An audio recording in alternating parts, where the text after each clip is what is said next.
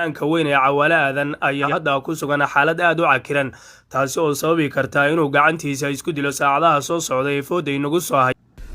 qormada nolosha toho naftaadina qaybsata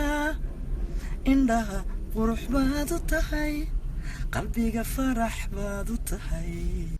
السلام عليكم ورحمة الله وبركاته وعنا داود يالسود وهذا ومركلة إيه ولكن آذان كرامة هلك أدب عن قفير سنة وبرتن يوتيوب كل آذان كرامة هدي أي تاي مركي يقول رئيسي أدينا صوب وقد تفضل سبسكرايب تاني وشرف إسلام مركنا الريح كمال الكعاسي يكوسو قاران دعوين كي مقالدة كلا دواني لكن كسو قد منه هدي أدهورين ونشوكتنا عادي أدبض مع سنتها هي مقالك لايكتا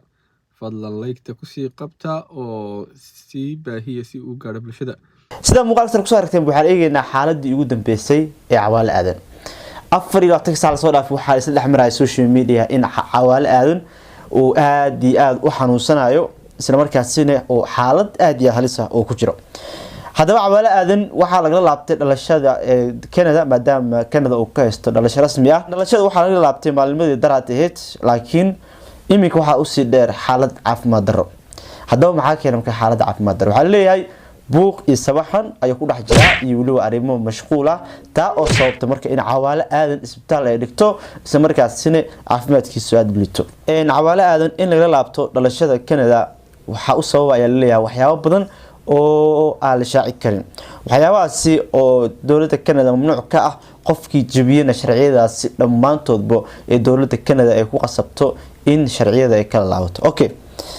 waxdaawna bal xaaladiisa ugu dambeysay Cawaale Aadan Ilaahay caafiyo si niyada ugu soo duceeya maadaama xanuunka aad dareemi kartiin qof xanuunka dareemayo aad dareemi kartiin in aad isbitaal gashid ma jeclid qof jecelna ma laha bal Cawaale Aadan xaaladiisa ugu dambeysay fanaanka weyn ee Cawaale Aadan ayaa hadda ku sugan xaalad aad u cakiran taasi oo sababi karta inuu gacantiisa isku dilo saacadaha soo socda ee fooday nagu soo haya xiddiga reer Jabuuti konton jirka 20 jirka ismooday ayaa waxa lagu qabtay qiyaano qaran abid midii ugu falxumeed waxaana afka dhulka loo daray gabi ahaanba ku noolaanshihiisa dalka Canada waxa uu hadda ku jira mid ka mid ah isbitaalada ugu waaweyn dalka Jabuuti kadib xaalad culus oo qabsatay awadeed xogo ka qarsoon iyo muuqaalo aadan wali arkin ayaa dhamaadka muuqaalkana ku daawan doonta ee fadlan like saar muuqaalka daawade si share gare oo saaxiibadaada la wadaag xaaladda Cawaale Aadan waa halis mid la dheelsan kara maaha noloshiisa meeshii ugu xumeed ay maraysaa isbitaal ayuu ku jiraa wuxuu inooga baahan yahay inaan u duceyno Soomaaliyeed Cawaale Aadan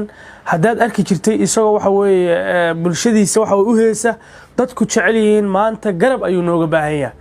duco iyo wuxuu inooga baahan yahay garab istaag Soomaalinimo xaaladiisa waa halis baasaboorkii Canadianka markii laga laabtay isbitaal ku yaala Jabuuti ayuu waxa waaye uu ku jira xaaladiisuna ma fadhido Ilaahay caafimaad taam ah ha siiyo ayaanu leenahay Cawaale oo nafsigii afadiisii hore ee jeclayd ka soo baxday waa uu furay gabar yar buu ka raacay dabeedna nafsi baa ku dhacay Ilaahay caafimaad taam ah ha siiyo Cawaale Aadan oo xaaladiisa hadda laga dayrinayo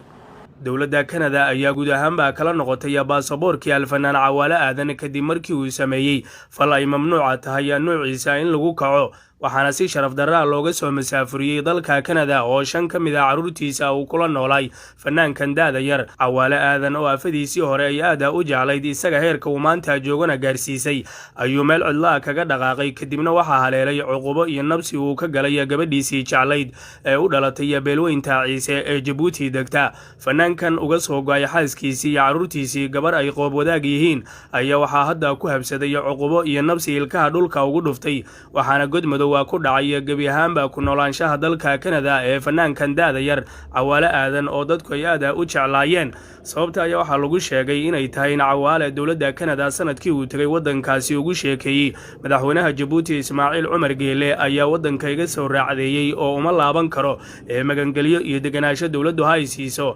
hayeeshee dawladda Canada oo bini'aadanimada fiirinaysa ayaa fanaanka Cawaale Aadan siisay baasaboorka Canadian ah sanado kadib Cawaale Aadan dib ayuu Jabuuti ugu laabtay waxaana sirdoonka waddankaasi Kanada ogaadeen in fanaankan aan cidna waddankiisa ka soo raacdayn oo waxyaabihii uu sheegayna waxba kama jiraan ay yihiin markii Cawaale Kanada dib ugu laabtay ayaa baasaboorka laga celiyay lana soo raacdeeyay Cawaale Aadan waxa uu bilowday hadda maalmihiisii murugada adduunka oo waxa uu waayay baasaboorkii Kanadiyaanka ahay oo muddo ku dhawaa 15 sano ku soo caanamaalayay adduunka dacaladiisana uu ku marayay hadda ma dhaafi karo dalka Djibouti xaaladda Cawaale Aadan ayaa laga soo dayrinaya waxaana ku sugan yahay mid ka mid ah isbitaalada lagula tacaalo dadka qaba xanuunada dhimirka walaalkayga Soomaaliyeedow muuqaalkan ha dhaafin adigoo murugada iyo tiraanyada haysata Cawaale Aadan aad la qaybsan oo aadan u ducaynin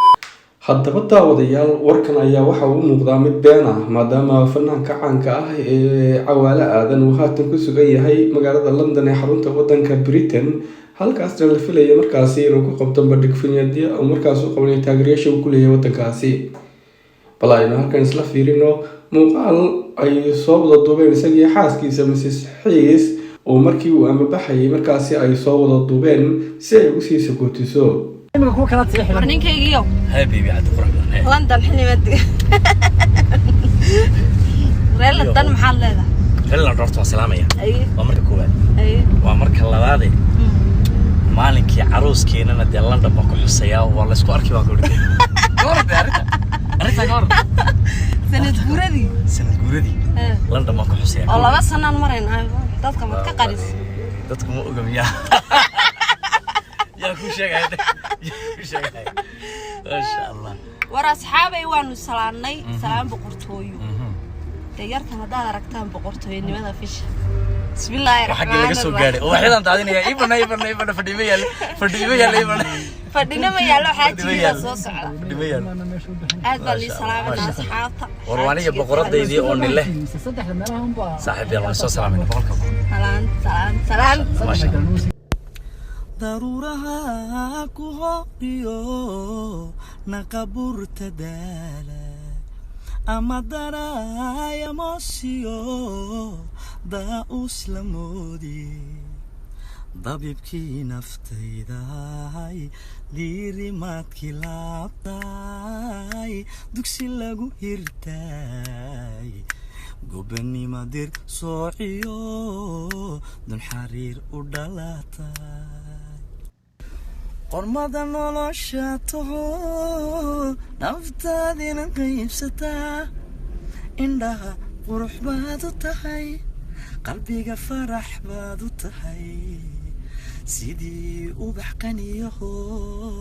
ka soo baxay meel qabo halbulaha qaaliga dhexdiisa adaa qotoma watahay daawadayaal haddii aad hore inoola joogtay waad ku mahadsantahay si joogitaankaaga madaxa ayaad inoo saaran tahay muuqaalka leey kusii qabo haddii aad inagu cusub tahayna fadlan subscribe inoo saar si ay kuu soo gaaraan muuqaalada iyo dhacdooyinka xiisaha leh halka kusoo gudbino tan iyo muuqaalka mid lamid ah waa walaalkan karaamada kaga tegaya asalaamu calaykum waraxmatullaahi wabarakaatu nabadiino